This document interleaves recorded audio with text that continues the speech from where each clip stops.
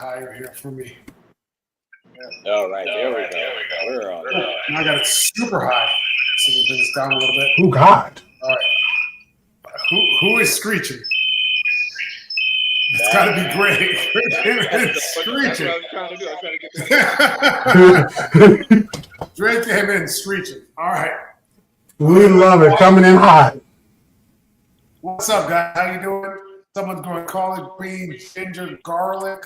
Oh, that sounds delicious. Corn and pumpkins for Halloween. Madison, is that Madison, Alabama?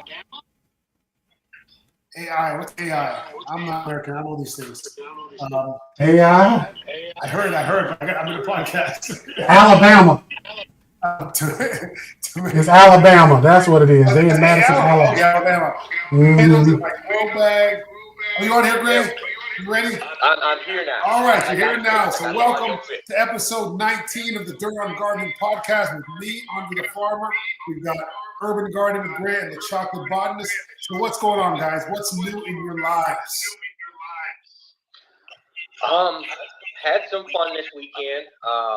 What did I do? I did something with the kids. I can't even remember what it was.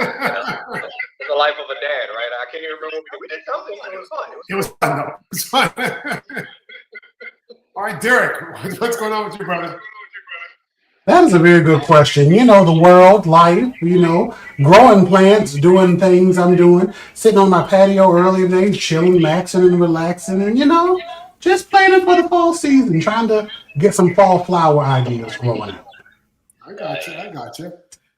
Well, I am in a bit of a war with. That's a very good question. You know, the world, life, anytime I post a video that has sitting on my patio early today, cooking, there's going to be a war. So I made a video about the viral thing where you put the egg and you put the mayonnaise and you beat it and you put it in the microwave. And apparently it's supposed to be the greatest omelet in the world. And I'll tell you what, for an omelet with only 3 things in it, like butter, egg, and mayonnaise, it's actually really, really good. It's surprisingly good. But people don't understand the concept of following a viral recipe to see if it's good. Because everyone is like, oh, you should put this in it. Oh, you should do this instead. Or you need to cook it with this. Or you should do it in an air fryer. Or you need to do it in a pan. I'm like, no, the whole point of it was to try the thing to see if the thing actually works. Yeah. It's difficult for people. And I've got the whole microwaves will kill you crowd. I've got mayonnaise, got all kind of bad stuff in it for you crowd. You shouldn't be eating eggs. It's insane. It's insane. But when it comes to food, people feel a very strong energy towards it. I remember when I decided to go vegetarian, right? I did the cardinal sin. I went to my mechanic shop and I called all my mechanic buddies. I'm becoming a vegetarian. And they got so mad at me. Like, I told them basically, I'm taking my ribs away. I'm like, I'm not taking your ribs away. This is how I eat. But yeah, food is a touchy subject, Yeah, and then I did the ginger video, and someone was like, thanks for not showing us how to grow ginger. You only showed us how to harvest ginger, fool. And they literally called me a fool in the comments. There's no reason in that. If you can't say anything nice, just don't say anything. Whatever happened to that? That's what my grandmother taught me. You know what? I'm not a full subscriber to that either, okay? Like, I'm fine with you correcting people or saying things that aren't nice. But you at least need to be on the right side of things. And be respectful with it. Respect matters. What'd you say, Derek? They don't know how to do that. They just want to be not have a peachy disposition and not be ginger in their talkings. That's it. But I think with a lot of it, us being as knowledgeable as we are and knowing that we have room to grow, I think we just have to remember there are some people who have literally interwoven these missteps into their worldview. So they just get pissy when we say something that they don't believe in, and they don't remember or acknowledge that ginger video that you showed harvesting was probably a minute of footage You can't show what you did for a full year in a minute of footage. You can't. Like, that's, you would have to have a whole YouTube video on that, and then they just want it in front of them easy. Like, calm down. Yeah. Now, that being said, 99% of the followers are amazing people, respectful, great input. It's just that 1% that just, it doesn't really bother me. It just makes me want to enact justice. It makes me want to. I understand that. Justice for Andre. Can I do a GoFundMe off of this? I don't know. I think you could. But anyways, guys, I think we wanted to talk today about fertilizers. The last time someone had a question about fertilizers, and we didn't get through it completely because we said we were going to save that for the next show. So today we're going to focus on fertilizers. Again, we're going to talk about organic fertilizers, inorganic fertilizers, synthetic fertilizers, natural, alternative fertilizers, pretty much everything. So if you have questions about fertilizers, guys, leave them in the comments. We have Gray's a master gardener, and Derek is a educated botanist, like a botany degree. He's a legit scientist right here. So we have two of the best people in the world to teach you about fertilizers. So We have three of the best people because Andre has several houses. Y'all know he has 1,000 acres. And on all that acreage is fruit growing to its best potential. So he knows the stuff as well. I can show you how to drop it on the ground. I can show you how. If you want to understand it, you got to listen to these guys. Yeah. Oh, here's a question right there. Can you over-fertilize? Well, before we jump into that question, I wanted to start off with this. We'll definitely ask your questions as we are going because we're going to be talking about what fertilizer is. I think we have to start off with a basic thing of what is fertilizer, right? When it comes to what is fertilizer, fertilizer is basically just food for your plants. That's a simple way to put it, but it is literally food that can be broken down into its base ionic component, ion. The basic building block that your plants can then use to build itself. It's like if you get a Lego set, right? Oh, y'all two like Legos, right? Y'all do the Legos? I feel like Andre has a secret Lego cave. He doesn't want us to know. He goes to the Lego day in Florida, and I know he does. My son likes Lego. My oldest son, he has some Legos in his room.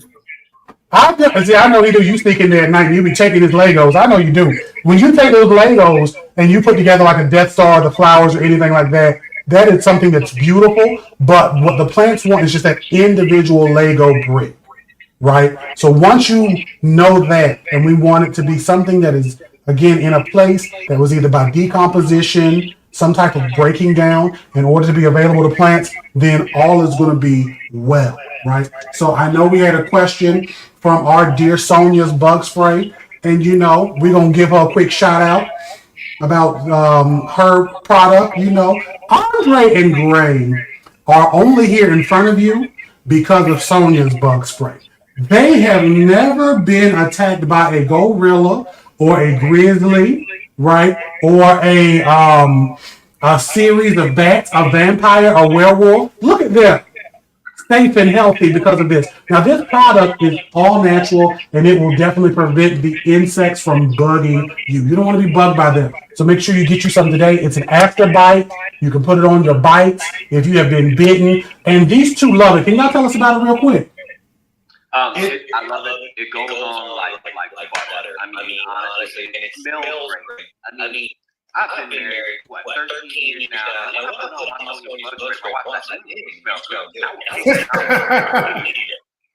I'll tell you what, this is a true story. It's going to sound like a fake story. It's a true story. Lanita was at my house today. Oh, Lanita was there? Yes. Okay. We're in the backyard. We made little native beehives out of the bed. We're walking through by the flower bed, and I walk past, and she goes, "What was that smell? Something smelled good around here. Something smelled really, really good." It just was like, and she couldn't figure out what it was. And I was like, it might have been the bug spray. It might have been spraying the bug spray. And then when we got back to the patio, she smelled me. She was like, Yeah, that was the smell. Like literally, it was the bug spray she was smelling. Good smell. Like it smells so good and feels so good, you won't even believe that it's bug spray. Like you won't think that it will work on bugs because it just smells too good. Yeah, for real. Now, this question that we had, I understand. Okay, someone asked, I can't see the comments anymore, but the question was about fertilizer, right? Can you over fertilize? They can. Derek did ask that. Fantastic question. Because, and Derek, are you still with us? Looks like it's time and free from on my end.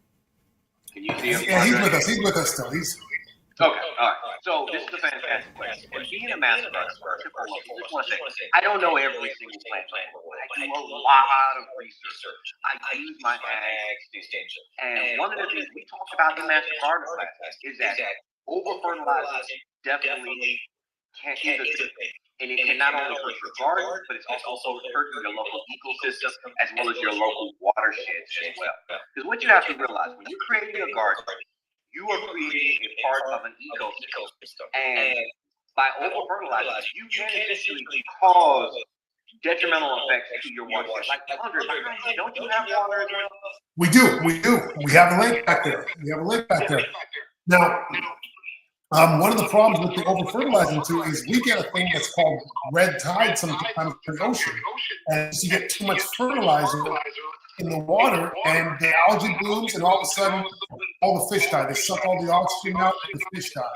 So it's environmentally can be very bad. And for your plants, it's kind of an OD on any medication or any vitamin or anything like that. If you take too much of anything, you're gonna have problems. The same with plants. Yeah. Exactly. So that eutrophication, that's what it's called in a body part. Eutrophication, so much nitrogen, it feeds all those algae blooms, and they suck all of the oxygen from the water, killing all of the fauna inside of it. But like you said, when it comes to our plants, if you're one of those people like, drop it. I got excited. So if you're one of those folks say, you know what, I only care about garden, it can hurt your plants because if you have, for instance, too much, let's say too much phosphorus in your garden, right? You're going to get more is better. You add too much phosphorus in your garden, then you're going to start getting disease symptoms in your plants. You're going to get a lack of zinc in your plant. And you're thinking, well, how? I just need to add some more zinc to it. That'll make it better. No, because you added so much phosphorus to your plant can no longer take up zinc. It's affecting the plant's ability to be able to pick up this nutrient. Yes. So, a little goes a long way. What about you? What's your thought? So that's called fertilizer antagonism, what he's talking about. And when you put in too much, I reference it like this. When I go to a party or an event, I don't know about y'all, I will always be like, who all gonna be there? Because if certain people are gonna be there, then you will not see me, right? And it's gonna be that same way for your different nutrients. Too much can be a terrible thing. So Sonia added in a thing which gave me an oh no in my spirit, which was, is there a way to fix it because my plant is in a pot? So I feel like if you hypothetically speaking, Sonia, if you were to over fertilize, any of you were to put so much fertilizer into your potted plants, right? The way to fix it is just by a lot of water. You have to really do a lot of rinsing. Now, if it's something that's not like water soluble, it doesn't move with water, like silicone, then you may have to just like repot that plant. But if it's something like nitrogen, it can be very mobile, that can just be like pushed out, then you would just rinse. Now, if it's your yard, again, we got to kind of do some other stuff. We got to do some soil testing, take some soil out, maybe move it somewhere, do something else outside of just hoping for a torrential downpour. Now, my understanding too is that like if you have too much nitrogen, for example, then a lot of times your plants will be resistant to fruiting because you're just going to be growing a lot of leaves. And that can also be a calling card for a lot of pests to sort of come because your plants are just over nitrogen. Yeah. Because I mean, the plant, the insect that pests that so many people ask us about, that's like a red flag.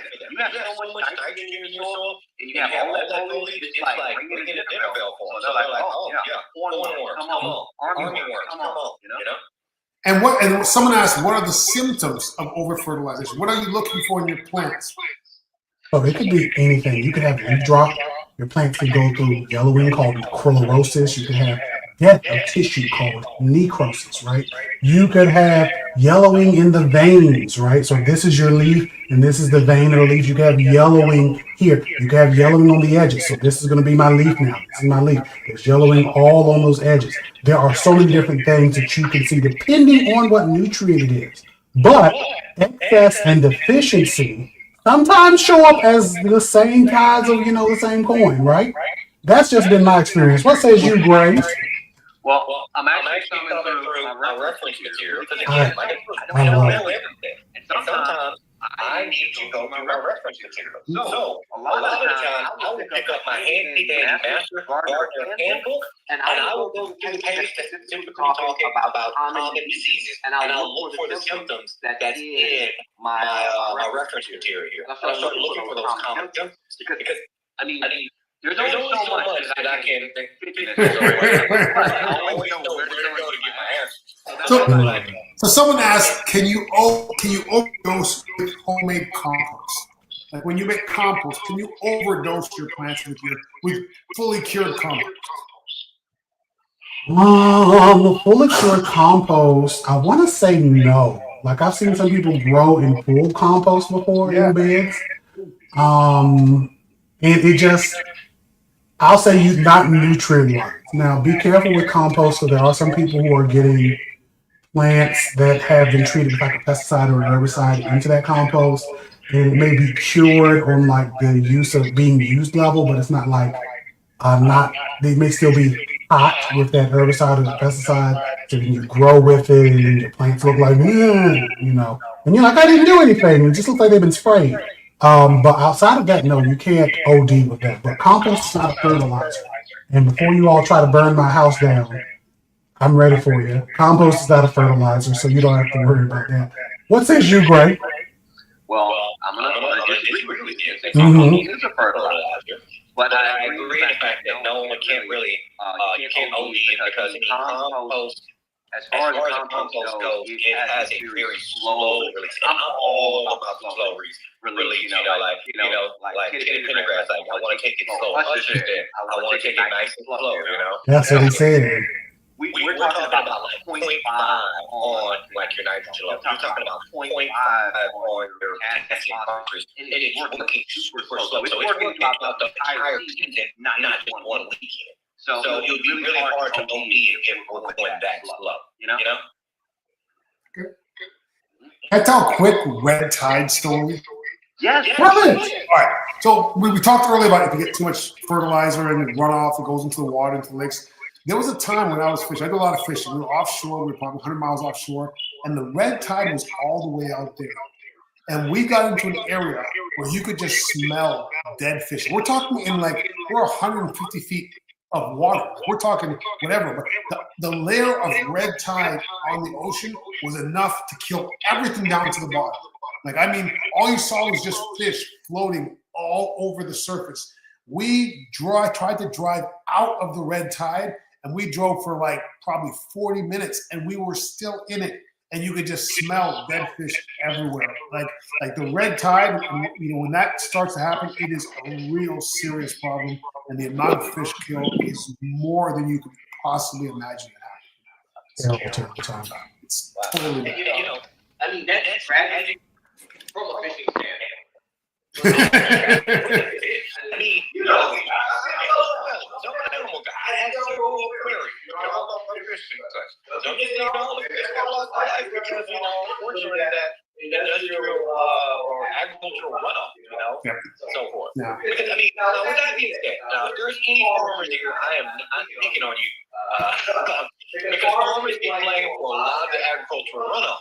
But I want you to think about something. I have no statistics to back this, but I'm going to say that ever since COVID, a lot more folks are gardening now. So a lot of times we blame farmers for the agricultural runoff. A lot more of the United States specifically is doing a lot more gardening, so they can also be that agricultural runoff as well. So try not to contribute. Right? Try not to over-fertilize. So someone asked a question a couple times here. They said, can you eat from a plant that has mildew on it? If the plant has mildew but the fruit does not, yes. If the fruit has mildew, then you don't eat it. You know, and I know there's some people. So I got a quick story. I grew up back on the eastern part of North Carolina, and there was a man called Mr. Dave that my aunt would take me to see when I was in elementary school. We would sit and hang out with him until my uncle would get home. Mr. Dave one time was trying to fix us some sausages, sausage. And my aunt Elena went to him and was like, Dave, these sausages have mold on them. I can't give these to school. He said, no, it's okay. You just cut the mold off. I do that all the time. Right? Now, Mr. Dave was very old. I don't know what he passed from, but he was a very old man when I was 5. So I don't remember when he passed, but I know he ain't here no more. But I would say don't be like Mr. Dave and don't eat no mildewy stuff, please. Yeah. But one thing that you have, With that mildew, you can see the mildew spores when it makes a colony, right?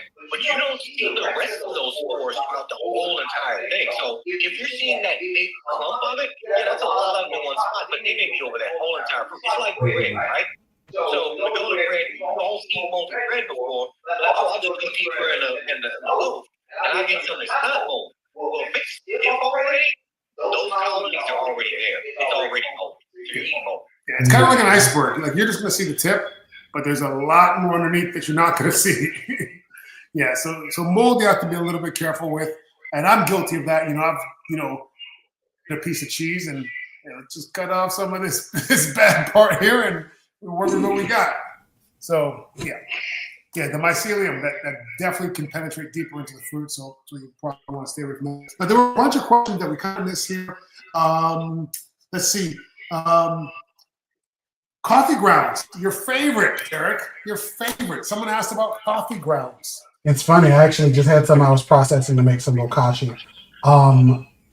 What was the question about using them for fertilizer? Because when I left and came back, it was just Couldn't see basically the like, question can anymore. coffee grounds be used for fertilizer? I mean, they could be used for compost, but not fertilizer. They don't have a high nitrogen content. And I know a lot of people will again want to fight me because I'm like, they don't do this and they don't change the pH, but they don't.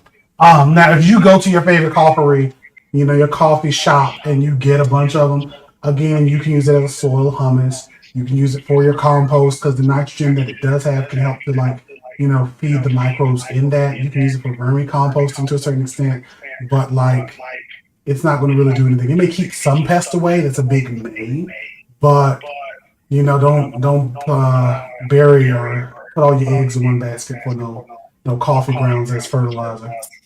With that being said, doesn't it, when we're talking about coffee being fertilizer, it goes back to that whole concept of eating readily available. And once that composition starts, you don't get that available nutrient from that calcium until 3 to 4 months later after it comes in, right? Yeah, for the nitrogen. So it would be for the nitrogen. It would be quicker for the coffee grounds because they are. So it's amazing. I didn't plan on talking about this, but I have some that I've been drying out. So I'll put them in an old pressure cooker, sanitize them down, and then dry them out before I use it for other stuff. So this is like a bunch of old coffee grounds here, right? And they're already through a decomposition process because they were used to make somebody's coffee. Again, it looks craggly and crazy like this because this is just how my secret process of secrets makes it happen. You're not going to find out my secrets, but with that, the decomp of the microbes would literally go and get that nitrogen first.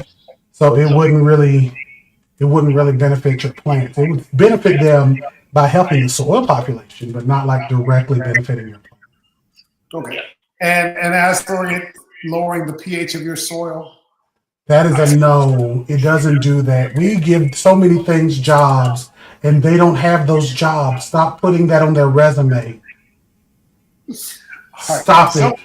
Someone asked the best fertilizer for collard greens. What would you recommend for collards? What would you recommend, Greg? I would say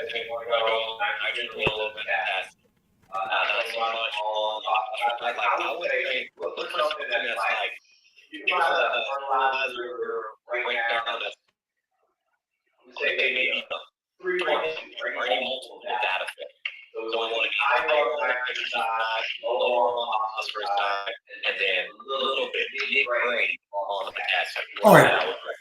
I think that we need to talk a little bit about. Let's answer one more question, and then there's a subject I want to talk about. Calcium. Yeah, this is what I use for all of my plants. I use a bunch of fertilizers, but this is one that I really love. It's a 433, very low pH, but it's amazing and it has mycorrhizal on it, so it's beautiful. That's all I had to say. Go ahead. Okay. There are two questions here. So one is about what's the best way to add calcium to tomatoes?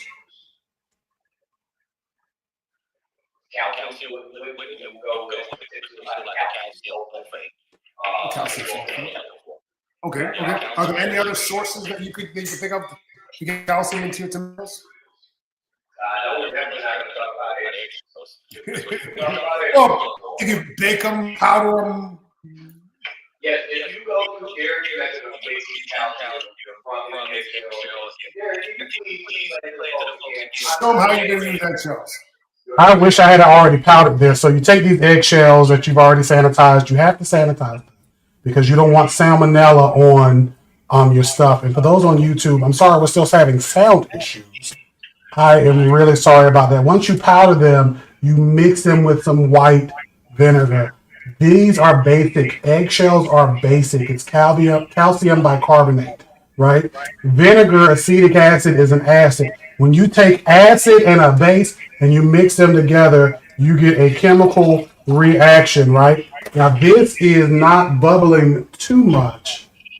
It actually is a little bit of bubbles, but it's not like heavy foaming. You can see a couple of bubbles in here. It's probably not coming through right on the, yeah, it's probably not coming through as good as I would like it to, but you can see some bubbles coming off of this. But that chemical reaction is going to release the carbon dioxide out and now leave you with the calcium solution. So you could do that. And those of you who want like the full recipe, I can send you the PDF from the Hawaii Cooperative Extension. But the best thing that I would tell anybody for calcium is to just go, if you can afford it, to your garden centers, big box stores, and get you the spray already put together, and you could be good. If you need it immediately, right then, because eggshells take at minimum a year, at maximum a decade for them to break down within your garden. All right, that's good to know. Yeah, somebody asked that recently when they were asking about their house plant. They said, "Great, how do you feel about adding eggshells in your plants?" I was like, "I really don't do." Because they don't really need that much calcium. Most of our ornamentals really are going to be looking more for the phosphorus. Going to be looking more for the nitrogen. I was like, when it comes to my garden, I will use eggshells for soil structure. That's what I use my eggshells for. So I'm mixing it in compost. I don't care if it takes 10 years to break down because I'm adding more structure to my soil. I'm building up an ecosystem so that I'm creating more drainage, so forth. So that's really why I'm using my eggshells, my compost in my soil. Okay, that's great. So Caleb is asking, currently I'm trying to add as much organics to the soil and using a tiller to work them in gently. I'm considering biochar. Is it worth the hype? I've used biochar before. You know, it's really hard when you're doing all the things you're supposed to be doing in your garden. It's hard to know which one of the things is the things that's doing the most. You know, unless you have a one garden where you only put biochar, and one garden where you only do this. But if you're doing a combination of things, it's hard to really tell. But from everything that I've heard and experienced with biochar, it seems to be worth the hype. What do you guys think? Yeah, I mean, biochar, I have a bag right here. Grab it. Well, he's grabbing that. Biochar, for those of you who don't know, is like wood that's been cooked down through pyrolysis, I think it is. Some cardboard source, a wood source, and it basically like makes it into like almost like charcoal, but not really. And with that being said, yes, you can use seasonal, and there is. Now, guys, y'all know I'm gonna mess up some words. So what's the phone this in there? I'm not saying that. Mycorrhizal. Thank you. Because I'm not trying to sound intelligent, but you know, my Louisiana kicks in sometimes. I can't say word right. But with that being said, I mean, biochar, let's see if we can get it to shine here. You have that fungus in there, And I actually add this a lot to bring it to both. Uh-huh. I add this a lot to my ornamental plant. But honestly, if you're talking about tilling up the soil and you're putting this in your soil, it's going to be very expensive. I don't know how it's recommended. I mean, if you have the disposable income, or you can try making some charcoal of your own, I would just be cautious because when you're adding charcoal, not briquettes, but like charcoal you made in like fire pit, if you made like wood ash, stuff like that, you can add that in your soil, but be cautious because it can change the pH of the soil. This is one of those instances where a little goes a long way. So I would say my recommendation: ornamental plants, small garden, yes, large, square footage, row garden, it's going to be expensive. Unless you make it yourself.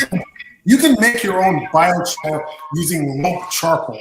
Like you can get the all natural lump charcoal and you can mash it up in a 5-gallon bucket and soak in whatever fertilizer you want to use, fish emulsion or whatever you want.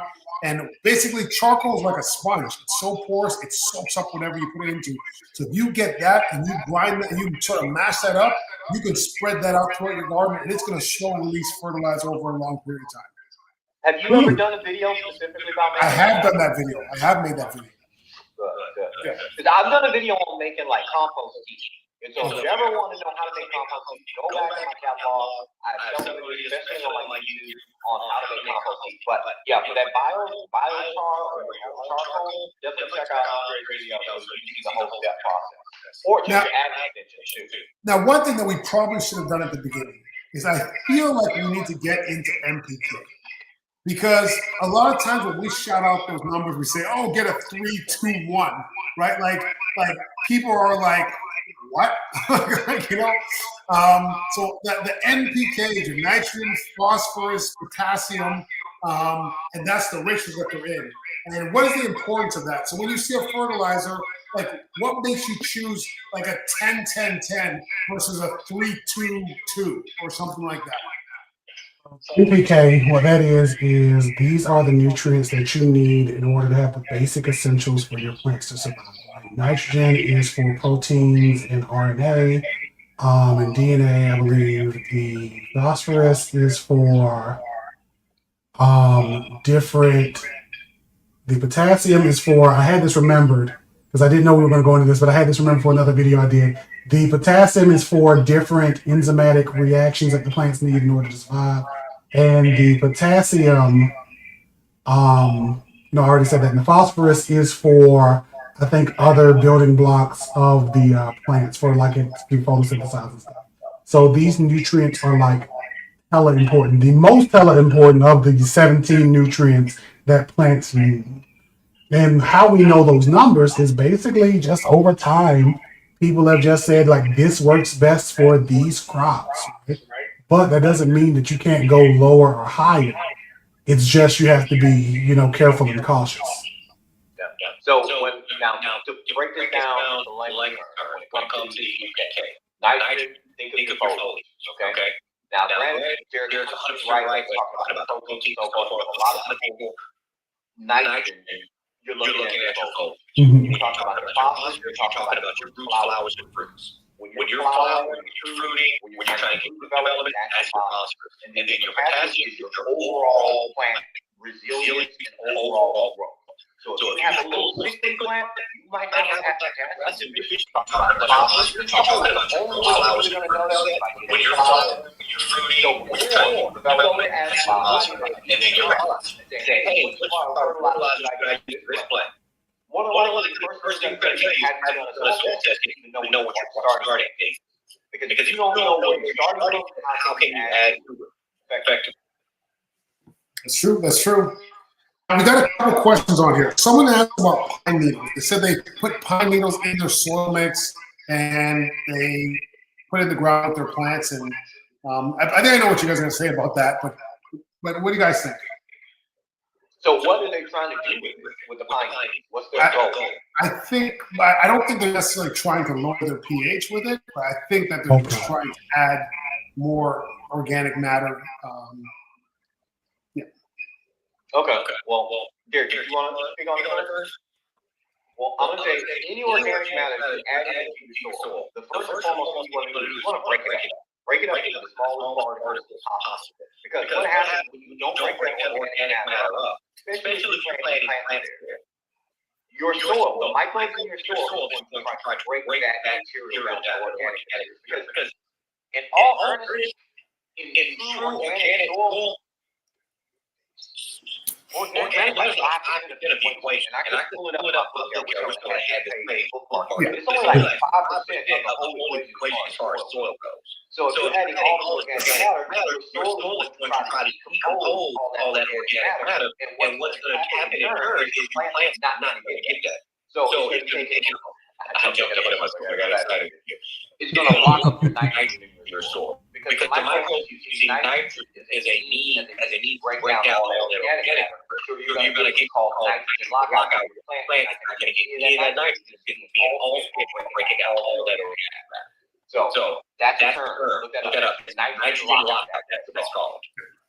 Now, Urban Farmista said there's 21 macronutrients that the plant needs and micronutrients. And yeah, we understand that NPK are not the only things that plants need.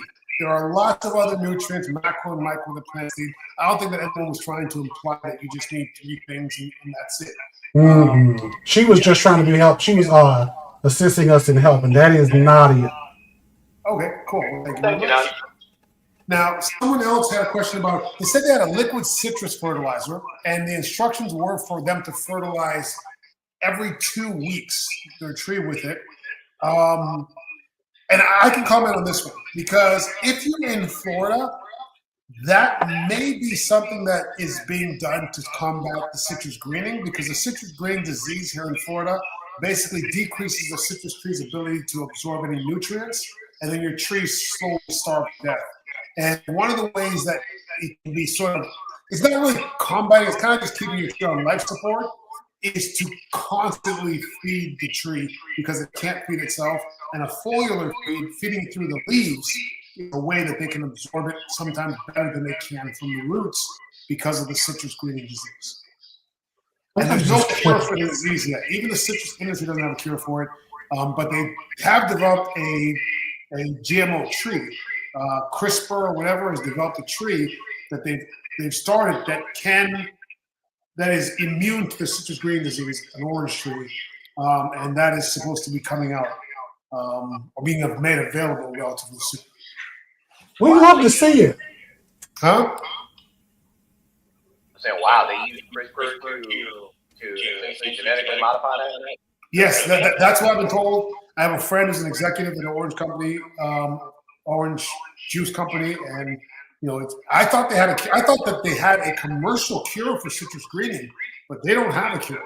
Yeah. But see, that's cool. I mean, because I know a lot of times, a lot of folks like to say the baby out with the bathwater. But that's a great reason to use genetic modification. Because Florida,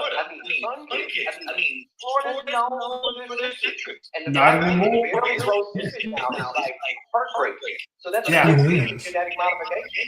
And CRISPR in general is just a great thing to use, because when I hear CRISPR, I think of like making my food, like the steak I cooked earlier today, CRISPR. And when I cooked this steak and when I had this salmon, I ended up using some pepper sauce. It was the most amazing thing in the world on my food. Now, Andre's pepper sauce, he has the hot and the not so hot, the sweet, right? That is delicious. Now, I ain't not tried the hot yet, because the sweet, I've been finishing off my bottle. And I'm doing one of these numbers. I'm hitting the bottle, hoping that more just magically pops out. And it's not. But this stuff is delicious. Now, it is made out of all natural ingredients, right? Things that you can pronounce for those of you who are, I guess, so enthralled. And this stuff is delicious. You can get it off of AndreTheFarmer.com and on Amazon, right? Yes, you can get it on Amazon. Yes. You cannot get this on Walmart, but if Walmart calls and they want to start selling this, they did get you some hot pepper sauce today. Well, thank you very much. I appreciate that. Mm-hmm. Yes, I guarantee you're going to love it. It's absolutely separate everything. Stop the Cap. California has always led in citrus. Well, I'm not sure what the numbers are, but Florida has been known as this like orange state, but they just now it's just collapsed completely. So no one's really in a competition as to which state release more. Because I'll tell you what, I have no allegiance to either, so I don't really care. But I've been saying that the whole industry in Florida has collapsed. You know, I've seen farms where they used to produce 50 crates of oranges a year. They're producing 2 now. It's definitely changed a lot. So they are spending a lot of money for it, and they're not turning a profit anymore by doing that. But hey, that California person, sorry, I gotta back them up. I live in Camarillo, California. I was switching up. I lived in Camarillo, California for like 2 years. And I'm gonna say, I lived right next to an orange orchard, and it was amazing. Yeah, it was a bunch of orange trees out there. I mean, just feel. It was amazing. Well, people used to talk about how they used to, like, certain time of year, they would go to school and all you would smell is orange blossoms just everywhere. You just smell the orange blossom in the air, and it's just not a thing anymore here in Florida. So let's see. What fertilizer do you recommend that has all the nutrients you're talking about? Can you use the same fertilizer for plants, fruits, and veggies? You guys have a fertilizer that you use? Go for it, Jerry. The last thing I was gonna start with the last question is yes, you can use the same fertilizer for everything. You don't have to like change it up. So I am an Arbor ambassador. I use their liquid. They have a granular fertilizer. I lost it and found it when I was cleaning up the second bedroom. Amazing. I also use Espoma. I use like anything I can get my hands on. I worked in the industry for some time, so I have like micronutrient hidden in here. I just use whatever I can get, but you don't need like every nutrient in all levels for every plant. So like any fertilizer that you can get your hands on, whether it's that little blue miracle or whatever, it's going to work. Now, do you guys have any? Now, I know there's a lot of hate out there for Miracle-Gro, and I guarantee there will be comments of hate rolling up here. I'm sure. What are your guys' thoughts on Miracle-Gro?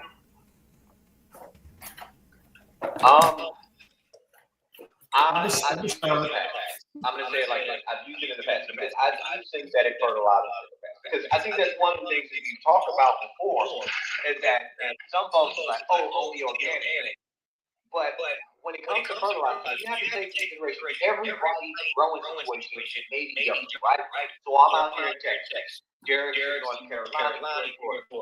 Most of us, all three of us here, we have long season growing. We grow all the way to like October or November. But what if we have somebody who's living up in May? What if we have somebody who's living in Alaska when they only have like 3 month window to be able to grow much produce as they possibly can before the window is closed? Synthetic fertilizer developed by man is a nice option. I mean, it's something that's really for your plant and might not be in a situation. Now, as far as corporations, I do have feelings about corporations, but as far as the fertilizer itself, I think it's synthesized when you need that's my opinion. And I mean, like the food industry wouldn't be what it is without synthetic fertilizers. Like we don't feed everybody because we don't make enough food in general. There's a number, like some number where they could say like this is when we stop making enough food to feed everybody. So there's always like an under, right? But synthetic fertilizers keeps us closer than we would be without. And while Miracle-Gro, again, the industry, the company, the background, the people it's connected to, man, for me, this stuff is cheap. I can mix it with all the other things I do, and it's immediate. And this is something that, again, for those of you who are just getting into gardening, and those of you who are financially insecure, you spend $15 on that, you have about a year's worth of fertilizer, a couple months to a year's worth of fertilizer. That's a deal. And I feel like too many times, like people that are sort of disparaging the things that most people could use or could afford to use are doing it from a place of privilege, where, yeah, they can afford to like go buy, a 50-pound, 8-ounce bag of magic fertilizer for their plants, right? So Jason, you're killing your plants. Miracle-Gro isn't killing them. Oh, you're killing your plants. It's not the Miracle-Gro that's killing them. You're killing. It's not the Miracle-Gro. Yeah.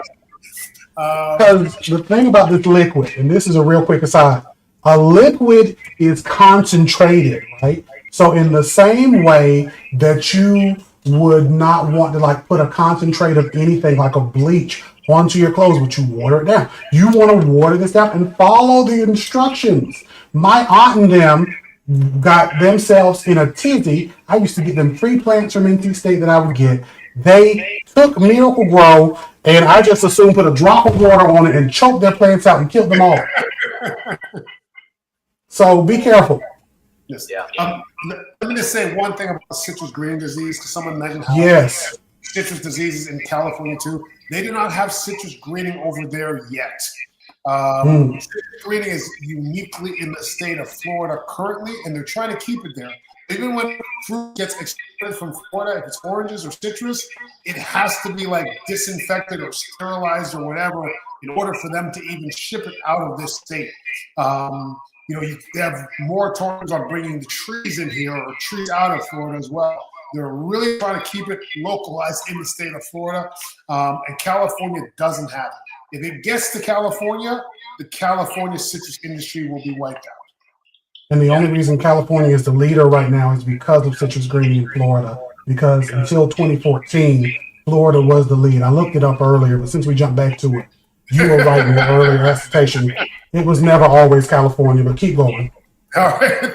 Thank you for that factual update. Greetings from New Orleans.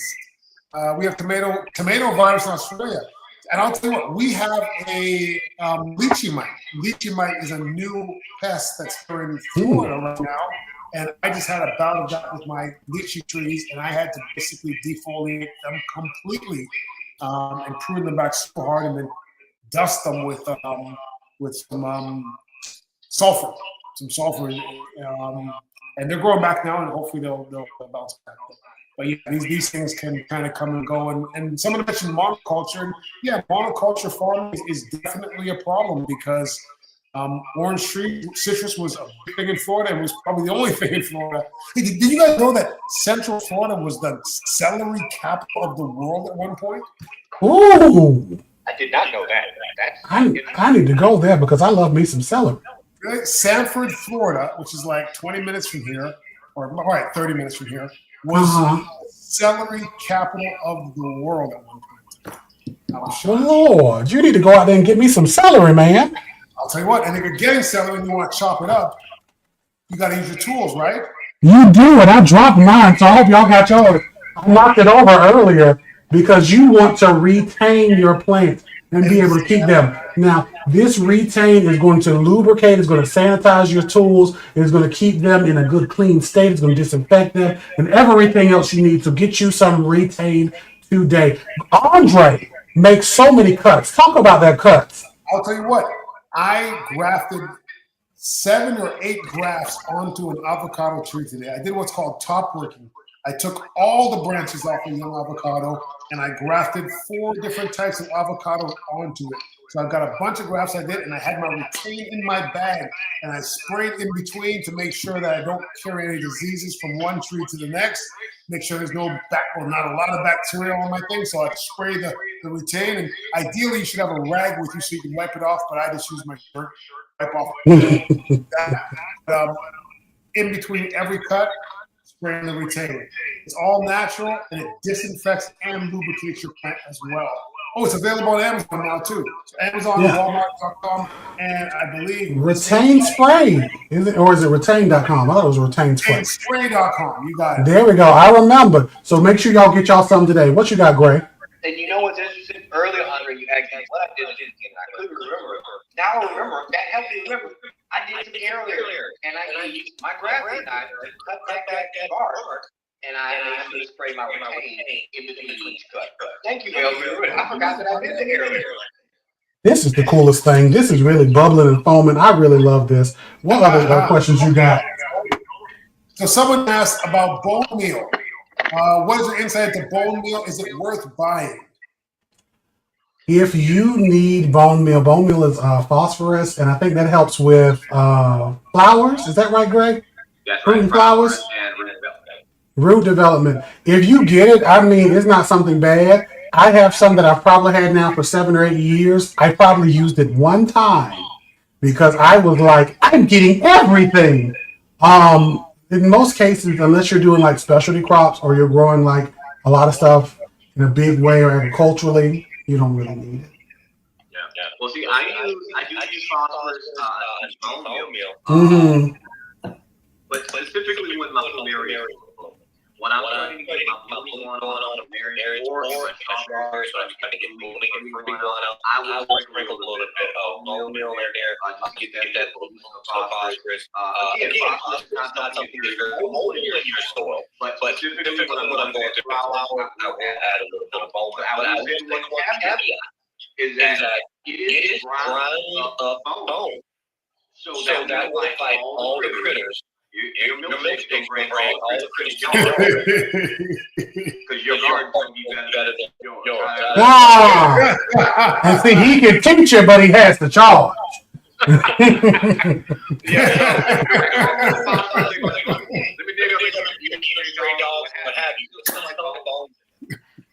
All right. Let's see. Someone asked a question here. Earthworm castings help their plants grow bigger. Yep, I'm all in with that.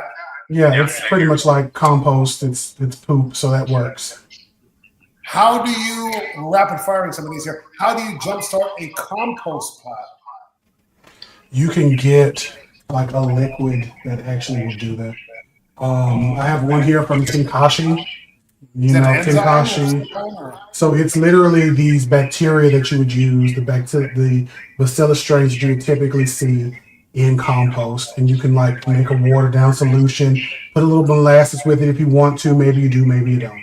And you water your compost, and then it helps to basically start it up, because one half of compost is like organisms that are macro, like worms and insects and little rodents and little things like that, right? And then the other part is like bacteria, but if you get the bacteria started, everything else should be good. Yeah, and I like the fact that you said you can add that molasses to that, because the molasses will be a food source for those microorganisms. Thanks for that. Yeah, and I mean, this already has a little in there, but you know, you can always add more. So Monty Hawley says, one orange to another taste different when homegrown and in different soil and management. The majority of people are eating supermarket oranges that look, feel, smell, and taste strange. Well, I'll tell you what, to people that have only eaten supermarket oranges, they don't taste strange or feel strange or look strange. They all taste like the oranges that they've had their entire lives.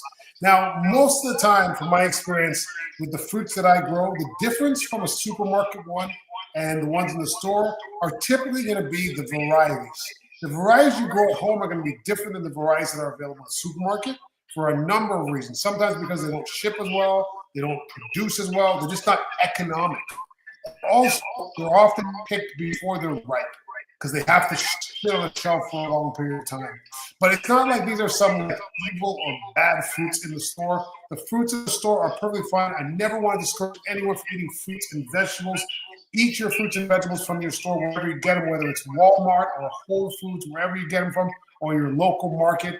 Eat fruits and vegetables. There are no bad fruits and vegetables on the planet.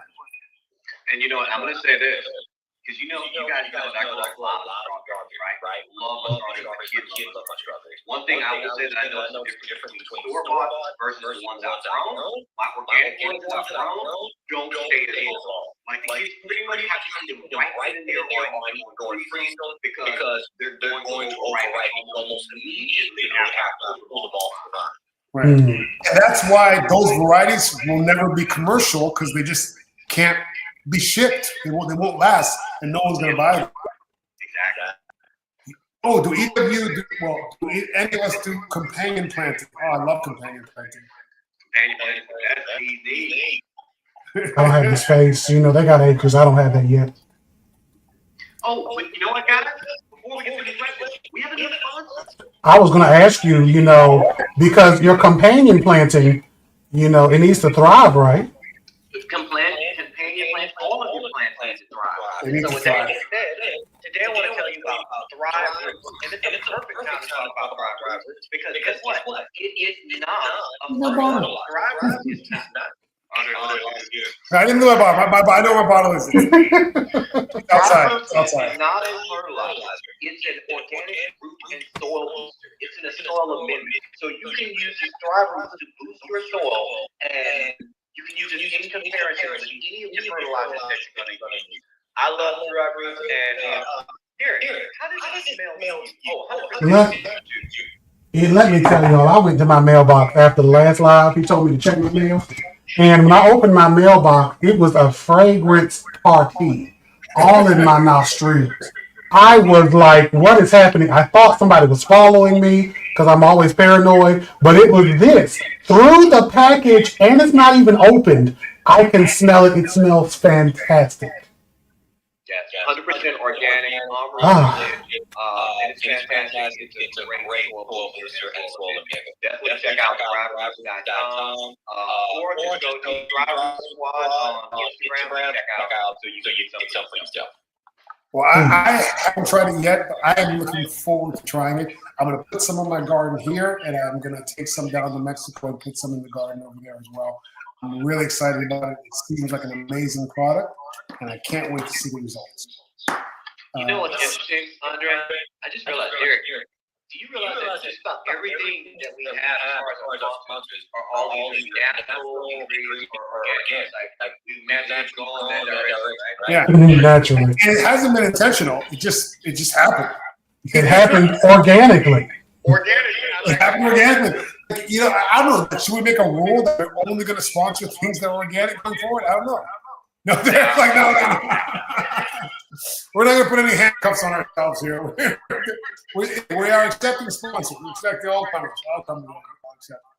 But no. Only thing that we actually do is it has to be something that we actually think is useful and think is actually a good product for you guys to use.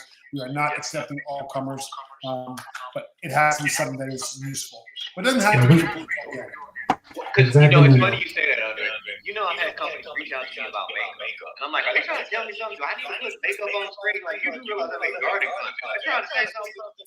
Listen, I get probably at least 10 emails a day on sponsorship deals, and I ignore all of them. Like, I literally ignore all of them because they're all just things that are not related to what I do. And for me, now it's all about the pepper sauce. It's all about the show. It's all about, you know, the brand, but it's not about sort of other people's stuff unless I find that one thing that's just amazing, like you found with Thrive Roots. Derek, you'll find something that's amazing. Right now, for me, it's my pepper sauce, you know, and that's my thing. So I don't really want to be selling a bunch of other people's stuff too much, and you know, so that's how I feel about it. And right now, I just like giving out the information and educating people and showing people, you know, how we do things and how they can possibly do things as well. Yeah, because at the end of the day, it's all about helping. So if it's not something that's going to help people, you know, that's the next person, you know. Exactly. But thank you guys for watching. We are just about out of time. Do we have any closing statements, guys? Anything you want to tell people before you go? It has been amazing speaking with you as always. Talk to you again real soon. Derek? Banana water is not fertilizer, and I don't care what you people say. Next. Okay, as a former banana water believer, I agree with Derek at this point in time. It is not a thing. It's not a thing. But anyways, guys, we'll see you next week. Thank you for watching. We'll be back here next Monday. The Dirt on Gardening podcast, 8 p.m. Eastern time every Monday night. All right. Catch the replays on Instagram and YouTube. All right. See you guys.